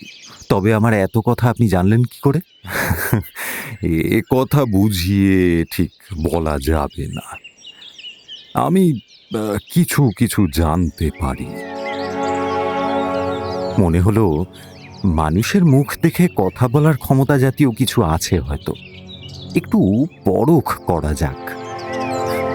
আচ্ছা, তা আমার কথা তো জানেন দেখছি, অন্য কারোর কথা বলুন দেখি। বেশ, কার কথা শুনতে চান বলুন। বেশ, আমার বন্ধু, সেই যে জলে ডুবে যাচ্ছিল, তার কথা কিছু বলুন দেখি। শেখর ঘোষাল, শৌখিন মানুষ, কোমল প্রাণ, কৌতূহলী কিন্তু বড়ই অস্থির, সঙ্গে কিছুটা অবুঝ। তাকে বলবেন পৈতৃক ব্যবসা সবার থাকে না, তার যখন আছে তখন তাতে যেন মন দেন। এমনিতেও নাটক থিয়েটারে কেউ কেটা হওয়ার যোগ তার নেই, তাই যা আছে তাই যেন যত্নে রাখেন, নয়তো 5 ভূতে লুটে পুটে খাবে সব। সামলে সামলে। হ্যাঁ, হাত ফসকে যাওয়ার মতোই ব্যাপার। শেখরের ব্যাপারে ইনি যা বললেন সব অক্ষরে অক্ষরে ঠিক। না, মুখ দেখে ভাগ্য বলিয়ে জটা বাবা গোছের কেউ তো নন ইনি। তাহলে ইনি কে? আমার এই প্রশ্নটা এবং আমার মুখে তার বিষয়ে হওয়া আলোচনা শুনে শেখরের মনে বদ্ধমূল হয়ে গিয়েছিল। সে তো সব শুনে 1 সপ্তাহের মধ্যেই আমার সঙ্গে এসে ওনার সঙ্গে দেখা করেছিল। আপনি কে বলুন তো? মানে জ্যোতিষ, তান্ত্রিক, জাদুকর কিছুই যখন নন, তখন কে আপনি? সামান্য সাধক। হতেই পারে না। সামান্য কেউ এভাবে অন্য মানুষের জীবনের কথা আপনি জানতেও পারে না, বলতেও পারে না। নিশ্চয়ই আপনি আপনার পরিচয় গোপন করছেন আমার কাছে। কথাটা ঠিকই, কিন্তু এই ব্যাপারে তিনি আজও পর্যন্ত স্পষ্টত মুখ খোলেননি। প্রথম দিন যেমন রসগোল্লার হাঁড়িটা বিশানের হাতে দিয়ে ঠাকুরমশাইয়ের নির্দেশে একটা তক্তপোষের ওপর বিছিয়ে রাখা শীতল পাটিতে বসেছিলাম, ঠিক সেভাবেই প্রতিবার তার জন্য আনা মিষ্টির হাঁড়ি বিশানকে দিয়ে আমরা বিভিন্ন আলাপ আলোচনায় ব্যস্ত হয়ে পড়েছি। জেনেছি গরম রসগোল্লা এনার অত্যন্ত প্রিয়। এই মানুষটার বিস্তৃত জীবনে অবিশ্বাস্য অভিজ্ঞতার কোনো অন্ত নেই। তারই অংশবিশেষ শুনতে শুনতে আমরা সন্ধান করি এই ব্যক্তিত্বের প্রকৃত পরিচয়। কিন্তু এখনো অবধি খুব বেশি কিছু জানতে পারিনি। কেবল এই বাড়িতে তিনি এসেছেন বহু পথ অতিক্রম করে। এখন তার সঙ্গী 2 জন, একজন তার পালক পুত্র ও ভবিষ্যৎ সাধন উত্তরসূরি ওই বিশান, আরেকজন তার স্ত্রী। তাকে আমরা কয়েকবারই চোখে দেখেছি। তিনি ভিতর বাড়িতে থাকেন। তবে যে কয়েকবার সামনে এসেছেন, লক্ষ্য করেছি ঠাকুরমশাই তাকে অত্যন্ত সমীহ করেন এবং আপনি সম্বোধনে কথা বলেন। কয়েকবার কথার ছলে তিনি বলেছেন, তিনি যে অনুগ্রহ করে এই দীর্ঘ সাধন পথে জীবনযাত্রায় আমার সহযাত্রী হয়েছেন, এই আমার পরম ভাগ্য। তার সান্নিধ্যই আমার সিদ্ধি। ঠিক বুঝলাম না। আগম ও নিগম তন্ত্র 2 পরিপূরকের সমন্বয় শাস্ত্র। জগতের আদি এবং অন্তের রূপ বর্ণনা, সে অনেক কথা। একদিন শুনোখন। রহস্য আগের মতোই, কিছুই ভাঙেননি ঠাকুরমশাই। খুব জোরাজুরি করলে বলেছেন, নাম পরিচয়, আদি নিবাস ও সব অতীত হয়ে গিয়েছে, ভুলে গেছি, কিছুই মনে নেই। কারোর মুখ দেখলে অথবা কাউকে নিয়ে বিশেষভাবে ভাবলে তার বিষয়ে কিছু কিছু জানতে পারি আমি। কারো বিপদ হবে বুঝতে পারলে সাবধান করি, বিপদ হয়েছে শুনলে গিয়ে পরিত্রাণের চেষ্টা করি। বিশানকে তৈরি করছি আর মায়ের নাম করছি, এই তো চলছে। অত প্রশ্ন করো না, মাঝে মাঝে এসো। একেবারে শেষে যদি কিছু জানিয়ে যাওয়ার হয় তবে তোমাদেরই জানিয়ে যাব। এর ওপর আর কথা চলে না, ফলে চলে আসি। জানার চেষ্টা না করে মানুষটার টানেই আসি আজকাল। নাম পদবী অজানা, আমরা ঠাকুরমশাই বলি তাকে। এখন নাকি এটাই তার ডাক নাম হয়ে গিয়েছে। তা যাই হোক, আপাতত আমরা সম্পূর্ণ মনোনিবেশ করেছিলাম সরু চাকরি আর গুড়ে। এর একটু পর বিশান আবার এসেছিল, দিয়ে গিয়েছিল গরম চায়ের পেয়ালা। তারপর সে চলে গেলে শেখর খালি বাটি আর রেকাবি রেখে পেয়ালা তুলে নিয়ে ফুঁ দিতে দিতে ঠাকুরমশাইকে বলেছিল, নিন ঠাকুরমশাই, আমাদের খাওয়া দাওয়া তো হয়ে গেছে, এবার আপনি ওই নরখাদক বাঘের গল্পটা একটু বলুন। কথাটা শুনেই ঠাকুরমশাই এই মধ্য পৌষে বৈশাখের কান ফাটা রোদের মতন তেতে উঠেছিলেন। গল্প কাকে বলছো হে? তুমি জানো নীলমোহন গাঙ্গুলির বংশ সমূলে নির্মূল হয়ে যেতে বসেছিল।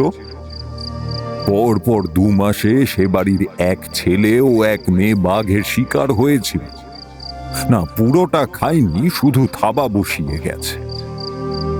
নীলমোহনের বড় ছেলে ললিত মোহনকে এই অবস্থায় দেখে তার স্ত্রী কল্যাণী দেবী হৃদরোগে আক্রান্ত হয়ে মারা গিয়েছে। ভেবে দেখো কত বড় শোক। আর সে বাড়ির মেয়ে, সেও চলে গিয়েছে অকালে, ওই একইভাবে বাঘের আক্রমণে। আর তুমি বলছো গল্প? আহা, আপনি শান্ত হন ঠাকুরমশাই। শেখরের কথা আবার আপনি কবে থেকে ধরছেন বলুন তো? আপনি বলুন আপনার অভিজ্ঞতার কথাটা আমাদের বলুন।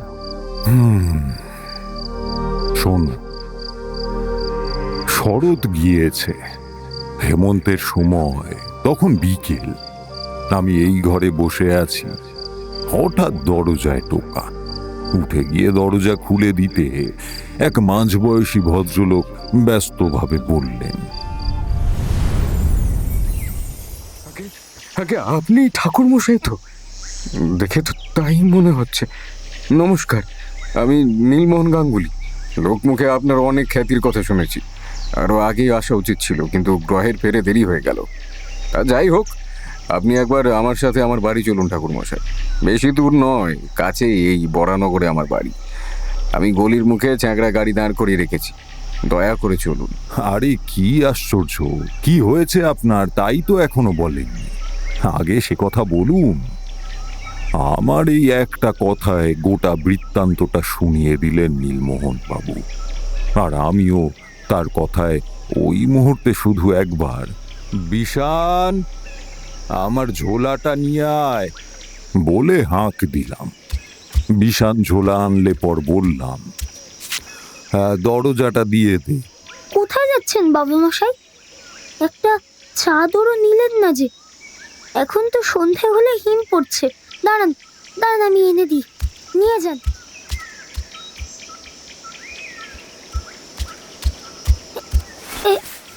এই নিন, এই নিন। আচ্ছা বেশ, এবার দরজাটা দিয়ে দে। আর শোন, ফিরতে যদি দেরি হয় ভাবিস না, কাজে যাচ্ছি তো, মিটিয়েই ফিরবো একেবারে। এই বলে নীলমোহন বাবুর সঙ্গে ভাড়া গাড়ি চড়ে তার বাড়ি গিয়ে পৌঁছলাম। এর মধ্যে তিনি আমায় জানিয়েছেন দুর্ভাগ্য কেমন করে তাকে ঘিরে ধরেছে। উত্তরবঙ্গে আমার ওই বন্ধুর আমন্ত্রণে গিয়েছিলাম। বহুদিন পর দেখা হলো তার সাথে। বিশ্বেশ্বর জাতিতে ক্ষত্রিয়, খুবই দিলদরিয়া আমোদপ্রবণ মানুষ। খাওয়া দাওয়া, হই হুল্লোড়, ঘুরে বেড়ানো আর শিকার, এই সবই তার নেশা। সে নিজেও অবিবাহিত, অগাধ অর্থের মালিক। বুঝতেই পারছেন এমন মানুষের যা হয় আর কি। তারই আয়োজনে পূর্ণিমার রাতে সংলগ্ন জঙ্গলে আমরা শিকারে গেলাম। সঙ্গে বিশ্বেশ্বর থাকলেও বন্দুক ছুঁড়লাম আমি। এই কাজে আমার বেশ দক্ষতাই আছে। ব্রাহ্মণ হলেও বেদ পাঠের থেকে অস্ত্র চালনাতেই আমার বেশি সুখ চিরকালই। তা সে যাই হোক, সেদিন এক বিশালাকার বাঘ শিকার করলাম। বিশ্বেশ্বর খুশি হলো, আমিও আত্মতুষ্টি পেলাম প্রচুর। কিন্তু বাঘটা গুলি খেয়ে মরতে মরতে ওপর দিকে মুখ করে আকাশের চাঁদের আলোকে শুনিয়ে যেন পরপর 3 বার ডেকে উঠল।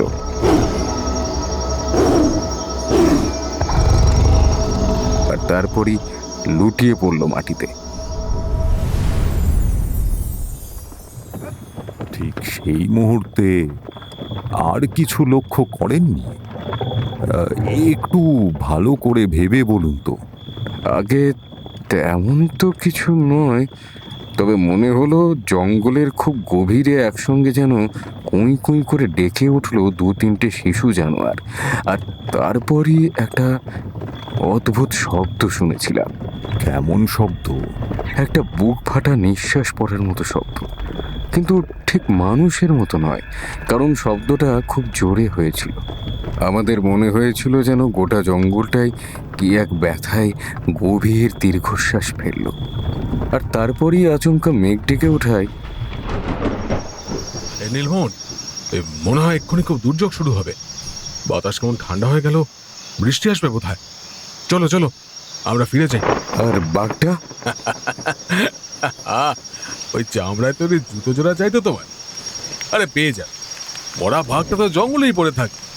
কাল সকালে লোক পাঠিয়ে সব ব্যবস্থা করে দেবো। এখন তাড়াতাড়ি চলো, দেখছো না বৃষ্টি এসে গেছে।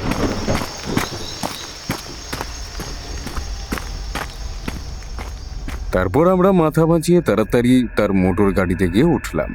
গাড়ি করে যেতে যেতে লক্ষ্য করলাম ঝড় বৃষ্টি কিছুই নেই, আকাশে দিব্যি চাঁদ। গাড়ি থেকে নেমে বিশ্বেশ্বরকে সে কথা বলতে সে বলল, আরে এটা তো পাহাড়ি এলাকা, এখানে এমন হয়েই থাকে। এই বৃষ্টি আবার এই শুকনো, অত ভেবো না। চলো চলো ভেতরে চল। আজ আমার বাবুর্চি মুগ মাসাল্লাম তৈরি করেছে, তাকে বলা ছিল। এখন এখন যে মাঝরাত। তাতে কি, মায়নে করা লোক, যখন বলবো তখনই রাঁধবে। বলে সে ধরা চুলো ছাড়তে গেল। বুঝলাম। এরপর আপনি বাড়ি ফিরে এলেন, তাই তো? আগে তাই, তবে সেখানেও একটা ঘটনা আছে। কি ঘটনা? সেদিন তো প্রায় ভোর রাতে খুব ভারী রকম খাওয়া দাওয়া করে শুতে গেলাম। ভালোই তন্দ্রা এসেছে, তারই মধ্যে একটা স্বপ্ন দেখলাম। স্বপ্নটা এমন ভয়ের যে তা দেখে আমার গায়ে কাঁটা দিয়ে ঘুম ভেঙে গেল। কি দেখলেন আপনি? দেখলাম অনেকগুলো বড় বড় গাছের জটলার মাঝখানে এসে পড়েছে চাঁদের আলো, আর তারই মধ্যে একটা, দুটো, হ্যাঁ তিনটে ছোট ছোট ছানা। তবে সেগুলো কিসের ঠিক বোঝা গেল না। তারা খুব কাঁদছে। হঠাৎ তাদের ওপর ঝাঁপিয়ে পড়লো একদল দাঁতাল বুনো হাতি। তারপর সে এক তাণ্ডবও বলতে পারেন। হাতির ডাকে কান পাতা যায় না। এরই মধ্যে ছানাগুলোর অসহায় কান্না চাপা পড়ে গেল। আর ঠিক তখনই দেখলাম হাতিগুলো প্রাণ ভয়ে পালাচ্ছে। কেন ঠিক তা বুঝতে পারলাম না। আমি পেশায় উকিল, ফলে ঘুমে জাগরণে সবসময়ই আমার মাথায় যুক্তির খেলা চলে। স্বপ্নে ওই অবস্থাতেও মনে হলো হাতিগুলো অমন দানবাকৃতির হয়েও কাকে ভয় পেয়ে পালিয়ে যাচ্ছে। এই কথা মনে হতে না হতেই একটা শব্দ শুনতে পেলাম। কেমন শব্দ? সেই গভীর বুক ফাটা দীর্ঘশ্বাস পড়ার মতো শব্দটা, খুব কাছে, খুব কাছে, আমার মাথার কাছে কেউ দাঁড়িয়ে যেন আক্ষেপে নিঃশ্বাস ফেলল। আর আমি চমকে জেগে উঠলাম। উঠে দেখি কেউ কোথাও নেই। ঘরের দরজা ভেতর থেকেই বন্ধ, কাজেই কারোর থাকার কথাও নয়। তবুও গন্ধটা টের পেলাম। কিসের গন্ধ? একটা বুনো গাছগাছালির গন্ধ।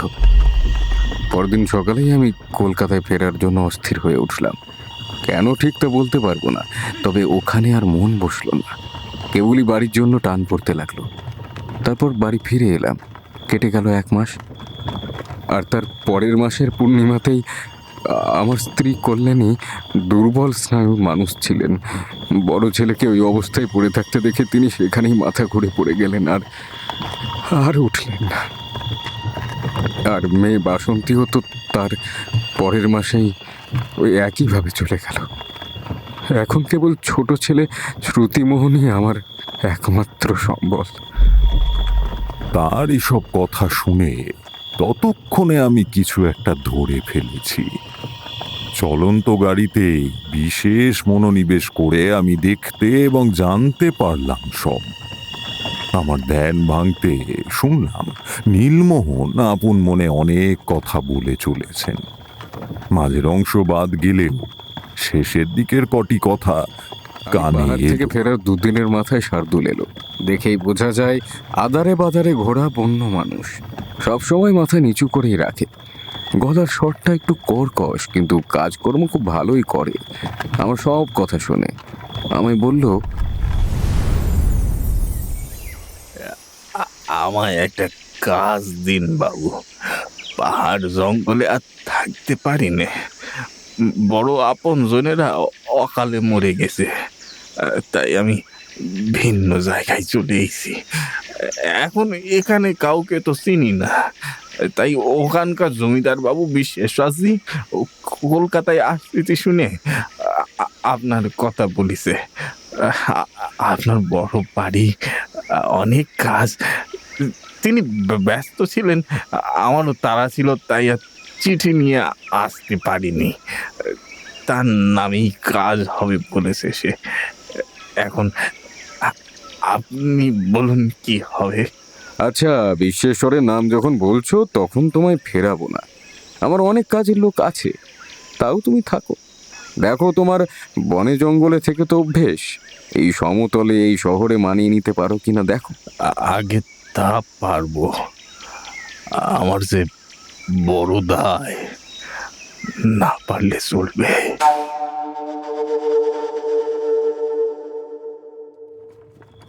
এই কথা শুনে আমি তাকে বাড়িতে বহাল করলাম। তাতে আমার পুরনো চাকরগুলো একটু চোখ ঠাঁটালো। কিন্তু ঠাকুরমশাই দিন কয়েকের মধ্যেই যখন ওই জোড়া দুর্ঘটনাটা ঘটলো, তখন তো ওই এক চরণ ছাড়া বাদ বাকি সবাই তো মানে সরে পড়েছে। এই শার্দুল একা 10 জন হয়ে বাড়িটা সামলেছিল। চরণ তো ভয়েই সারা। অনেক দিনের লোক তো, এই বিপদে আমাদের মতো তারও মাথা ঠিক ছিল না। কিন্তু শার্দুল তখন বন্ধু হয়ে সকলের পাশে ছিল। নীলমোহন বাবুর এই সব কথা শুনতে শুনতে আমরা পৌঁছলাম তার বাড়ির গলিতে। গাড়ি থামিয়ে নীলমোহন বাবু আমায় নিয়ে নামলেন। গাড়োয়ানের টাকা মিটিয়ে দিতেই সে গাড়ি নিয়ে চলে গেল। পায়ে পায়ে আমরা এগিয়ে গেলাম নীলমোহনের বিরাট বাড়িটার সামনে। বোঝাই যায় উকিল হিসেবে তার বেশ প্রতিপত্তি রয়েছে। দরজার সামনে গিয়েই নীলমোহন আমায় বললেন, আসুন ঠাকুরমশাই। হ্যাঁ, যাব, তার আগে একটু দাঁড়ান। বলে আমি বাতাসে গন্ধ নিলাম। হ্যাঁ, কোনো ভুল নেই, সেই বুনো বুনো গন্ধটাই বটে। ততক্ষণে আমি অনেকটাই নিশ্চিত হয়ে গিয়েছি যে কি থেকে কি হচ্ছে।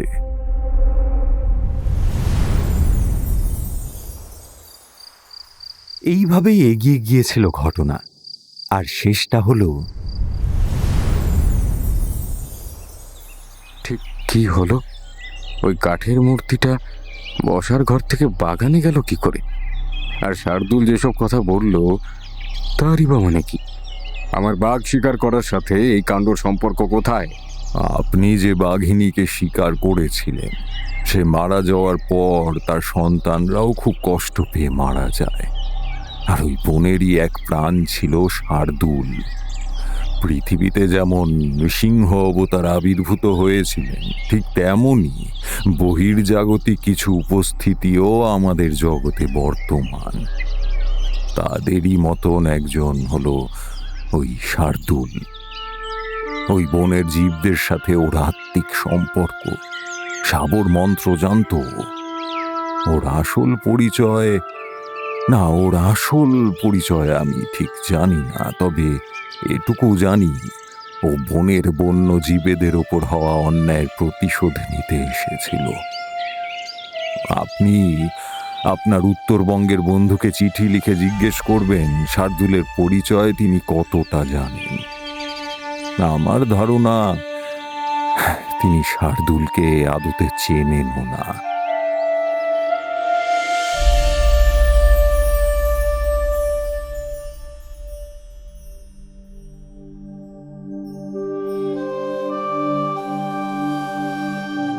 বলে ঠাকুরমশাই থামলেন। এদিকে আমি আর শেখর কথা হারিয়ে ফেলেছি। ঠাকুরমশাইয়ের মুখে এ যাবৎকাল বহুল বৈচিত্র্যে ভরপুর কাহিনী শুনেছি, কিছু মেনেছি, কিছু মানিনি, কিন্তু এই নরব্যাঘ্রের জিঘাংসা গল্পটির মতন কোনো গল্প কখনো কোথাও শুনেছি বলে মনে করতে পারলাম না।